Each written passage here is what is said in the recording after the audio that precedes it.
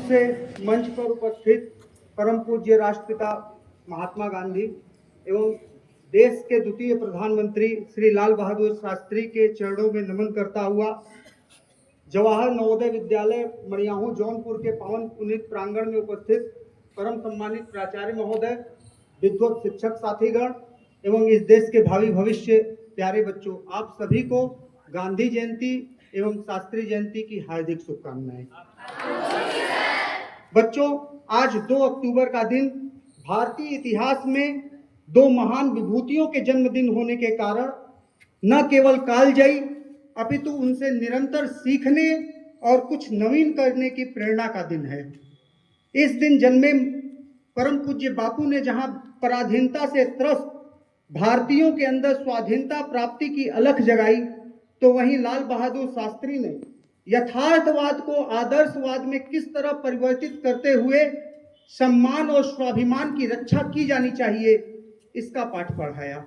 वैसे तो इन दोनों विभूतियों की यश गाथा को वर्णित करने के लिए शब्द कम पड़ जाएंगे, लेखनी विराम लेना चाहेगी, किंतु फिर भी यह प्रासंगिक जान पड़ता है कि गांधी के उस शुरुआती भारतीय आंदोलन का जिक्र उनके जन्मदिन पर अवश्य किया जाना चाहिए, जिसने देश की सोच और दृष्टि में युगांतकारी परिवर्तन किया। वह आंदोलन था चंपारण किसान आंदोलन, जिस आंदोलन के सूत्रधार श्री राजकुमार शुक्ल नामक एक किसान तो नायक स्वयं बापू थे। इस आंदोलन में किसानों की तरफ से जो भारतीय योद्धा ब्रिटिश अधिकारियों से भिड़ने के लिए उद्यत थे, वे थे आचार्य जेबी कृपलानी, प्रोफेसर मलकानी, वकील महादेव देसाई और बहुत से विद्यार्थी व चंपारण के किसान।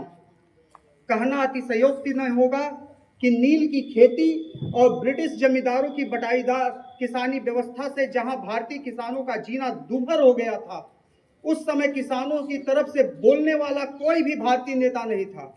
ऐसे में परम पूज्य बापू का चंपारण जाकर वहां के ब्रिटिश कमिश्नर के आदेश की अवज्ञा करते हुए भारतीयों को एकजुट करके संघर्ष शुरू करना और उनका यह कहना कि जब तक उनका शोषण बंद नहीं होगा, किसानों के लिए जहां रामबाण साबित हुआ, वहीं शेष भारतीयों को भी इस आंदोलन से स्वाधीनता का जोरदार आंदोलन करने की प्रेरणा मिली। चंपारण आंदोलन ही वह आंदोलन था जिसने गांधी को कोट पैंट और टाई की जगह एक धोती का प्रयोग करने की प्रेरणा दी। आज हम बापू के बारे में कुछ भी कह सकते हैं, लेकिन वह इंसान जिसने यह कसम खा लिया कि जब तक भारत के सभी नर नारी को तन ढकने के लिए कपड़ा नहीं होगा, यह मोहनदास करमचंद गांधी आधी धोती में अपना जीवन गुजारेगा, उसकी महानता के बारे में हमें आपको बात करने की कोई। आज व्हाट्सएप यूनिवर्सिटी के लोग गांधी के ऊपर हाथ उठाते हैं, उंगली उठाते हैं। 1932 में बापू जब गोलमेज सम्मेलन में प्रतिभाग करने के लिए गए ब्रिटेन, और आप किसी भी राष्ट्राध्यक्ष से मिलेंगे तो उसका एक प्रोटोकॉल होता है, उसका ओएसडी पीए आपको बताएगा कि कोट पैंट में आना है। एक प्रोटोकॉल के तहत बापू तो बापू अधनंगे फकीर चले गए जॉर्ज पंचम से मिलने, और जब टांगे से बग्घी से उतरे बकिंघम पैलेस के सामने, तो द्वारपाल ने, दरबान ने रोक लिया। आधी धोती प्रोटोकॉल फॉलो नहीं कर रहे थे। जाकर बताता है कि एक कोई है, गांधी बता रहा है आधी धोती पहनकर आया है। जॉर्ज पंचम को मस्खरी सूझी। उसने बोला, चर्चिल तो कहता था कि अधनंगा फकीर है, चलो मिल लेते हैं।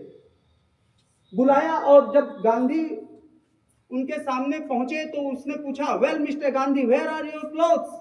तो ये कहने के लिए स्टील का कलेजा चाहिए।